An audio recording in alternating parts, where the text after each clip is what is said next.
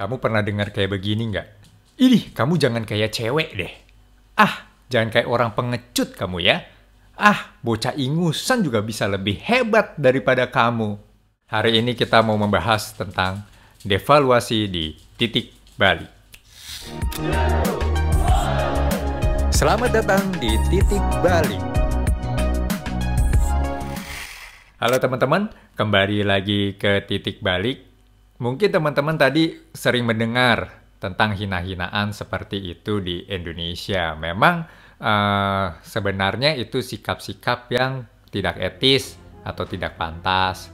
Betul juga yang pernah digagas oleh presiden kita sebelumnya bahwa revolusi mental itu penting. Karena sebenarnya hina-hinaan seperti ini adalah pola perilaku NPD, Narcissistic Personality Disorder, yang suka merendahkan atau menghina orang lain.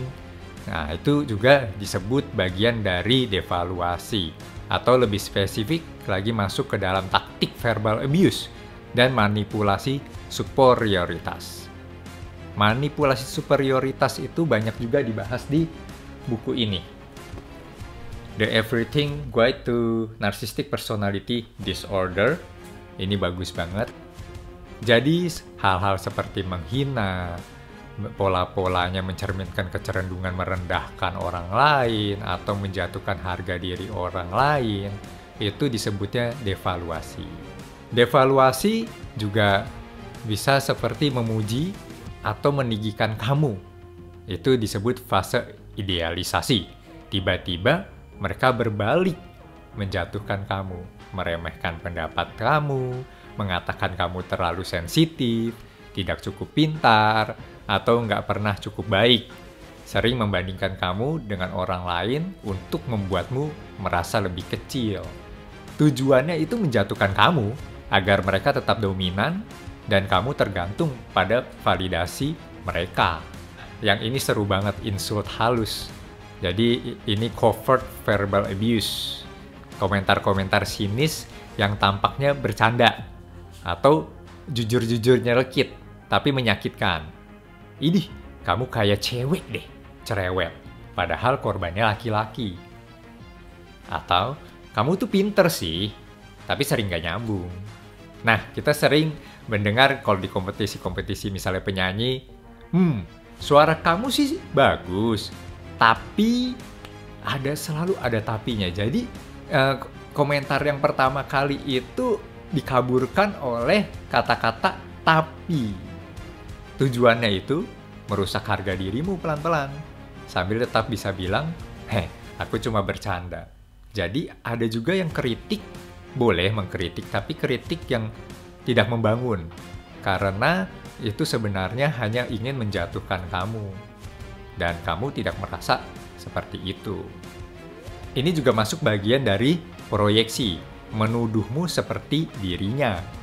Nah, seperti episode saya sebelumnya mengatakan hati-hati tentang blame shifting, yaitu mengalihkan masalah. Orang-orang yang suka mencari kambing hitam. Nah, biasanya nih mereka lakukan saat mereka merasa kecil atau malu. Mereka bisa membalikan semuanya ke kamu. Kamu jangan jadi pengecut lah. Padahal dia sendiri yang lagi ketakutan aibnya terbongkar. Atau kamu selalu butuh perhatian, makanya drama terus. Tujuannya mengalihkan kesalahan dan membuatmu mempertanyakan dirimu sendiri. Ini mirip-mirip blame shifting, tapi lebih kasar lagi, dengan cara merendahkan. Lu kalau nggak bisa kayak gua, padahal dia sendiri juga nggak punya apa-apa, jadi lucu juga. Oke, kontrol lewat rasa takut atau rasa selalu tidak puas, tidak cukup. Mereka biasa merendahkan pilihan hidup, penampilan, pekerjaan, atau relasi kamu. Nah, ini biasanya di perkantoran nih, atau orang-orang profesional. Mau sampai kapan kerja kayak gitu? Gaji segitu aja dibanggain. Atau, pantas aja kamu ditinggalin. Siapa juga yang tahan sama kamu? Tujuannya menekan dan menciptakan dinamika superioritas. Mereka merasa lebih tahu. Kan seperti episode saya sebelumnya membahas tentang manusia setengah dewa. NPD itu merasa seperti itu. Mereka lebih tahu, lebih layak, lebih pantas. tapi dengan cara menjatuhkan kamu. Nah, ini trik yang sebenarnya kan mereka suka ngeledek kita, kamu yang pengecut, kamu kayak cewek lah, atau kayak banci lah, atau apalah. Kalau sama cowok saling ledek-ledekan begitu. Bahkan tidak jarang cewek juga bisa melakukan seperti itu, abusif ke cowok. Kamu jangan kayak cewek lah. Nah, tapi triknya lebih pengecut lagi, sebenarnya mereka ini yang pengecut. Setelah menjatuhkanmu, mereka diam. Tidak minta maaf, tidak menjelaskan. Malah kamu yang jadinya merasa bersalah kan. Kenapa nih udah dihina-hina, terus akhirnya dia diemin kamu. Nggak ada kata maaf sedikit pun. Jadi nggak ada sopan santunnya memang. Jadi pokoknya orang licik lah.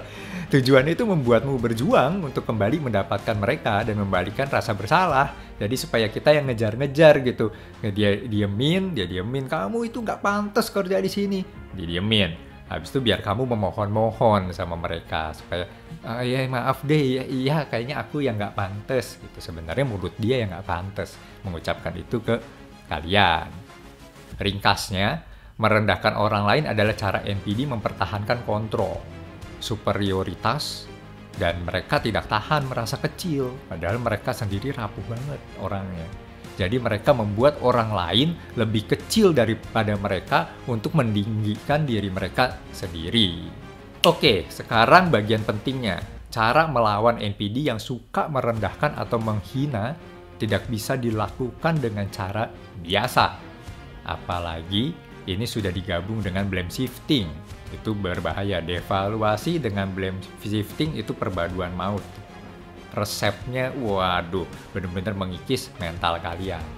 Karena mereka tidak bermain dengan empati, tidak pakai logika sehat asal menghina kamu dengan dibalut seolah-olah mengkritik untuk membangun. Padahal tidak make sense. Secara logika tidak masuk akal. Misal kamu sudah melakukan yang terbaik dengan dibalut rasa, kamu jangan cepat puas lah. Dengan begitu saja, itu padahal biar menjatuhkan mental kamu, abis itu dia mencuri kesempatan untuk memperlihatkan dia lebih hebat daripada kamu. Itu licik banget sih, makanya dunia tidak selugu itu, hati-hati ya Impet ya. Mereka bermain untuk menang, mengontrol, dan membuatmu meragukan dirimu sendiri, kemampuanmu sendiri. Jadi aku nggak bisa ya, aku gagal ya, berbahaya itu. Nah ini berikut strategi efektif dan elegan untuk melawan narcissistic devaluation atau penghinaan verbal mereka. 1. Jangan membalas dengan emosi, balas dengan batas. Saat mereka merendahkan kamu tidak perlu menjelaskan atau membela diri panjang lebar. Alih-alih bereaksi, tetapkan batas. Contoh, aku nggak akan terusin obrolan ini kalau kamu ngomong kayak begitu. Atau, kamu boleh punya pendapat, tapi aku tidak akan menerima perlakuan merendahkan. Nah, yang terakhir, jangan minta mereka paham. Oke? NPD bukan tidak tahu, tapi mereka tidak peduli. Itu berbahaya. 2, ini metode yang udah sering saya bahas banget di ebook saya. Pakai metode Grey Rock Technique. Jadilah seperti batu abu-abu yang membosankan. Tidak memancing emosi mereka. Contoh, mereka nih ya ngomong sama kamu, kerjaan kamu gitu doang, ya pantes lu miskin. Kamu cuma jawab, oke. Not. Selesai. Tidak membalas, tidak terpicu, tidak memberi reaksi berlebihan. NPD itu haus bahan bakar, narcissistic supply. Jadi jangan kasih mereka bensin berupa emosi kamu. Bahan bakar mereka adalah reaksi emosional kita. 3. Ulangi tapi dengan netral. Teknik ini juga bisa disebut mirroring with control. Tujuannya bukan menyerang balik, tapi menyadarkan mereka tanpa memancing konflik. Contoh, si NPD ngomong begini, kamu tuh bodoh ya. Nah, kamu jawab, jadi kamu merasa perlu bilang aku bodoh supaya kamu lebih baik. Atau kalau mereka berputar-putar, ya ngomongnya muter, terus ulangi saja. Kamu udah bilang itu, tapi tetap nggak benar. Selesai. Jangan terpancing dengan emosi kalian. Mereka hanya butuh emosi kalian untuk bahan bakar mereka. 4. validasi diri sendiri. Jangan cari validasi dari mereka, orang nggak nyambung lah, nggak akan nyambung. Mereka itu udah kayak manusia, nggak pakai logika. Setiap kali mereka menjatuhkan kamu, tanyakan ini dalam hati, cukup di dalam hati aja ya. Kalau ini orang sehat nggak ya? Dan penuh kasih nggak ya? Punya empati nggak ya? Apakah dia akan bicara seperti itu padaku? Nah, kalau kalian suka bertanya-tanya begitu, masih di dalam hati, mengharap-harapkan empati dari seorang NPD, jawabannya adalah tidak mungkin. Tidak. Jadi kamu tidak perlu percaya kata-katanya. Oke? Bila perlu yang terakhir, ini kalian kalau misalnya tidak ahli juga dalam mengontrol emosi kalian memang masih kayak merasa ingin terbakar dengan hasutan-hasutan atau hinaan mereka, belajarlah untuk walk away. Dalam banyak kasus, diam dan pergi adalah kemenangan terbaik. NPD sangat membenci kehilangan kontrol. Dan ketika kamu menolak ikut dalam drama mereka, kamu merebut kembali kendalinya. Nah, saya ajarin ya. Ini frasa ampuhnya. Kamu bisa siapkan tameng verbal seperti ini. Aku tidak menerima cara bicara seperti itu. Atau, kita bisa lanjut bicara kalau kamu sudah tenang. Atau, stop, aku nggak akan masuk permainan itu. Yang terakhir, ini yang ampuh. Kalau kamu terus bicara seperti ini, aku akan pergi. Jadi kamu bisa membatasi diri kamu, menghindari diri kamu, jangan baper dari hina-hinaan abusif mereka.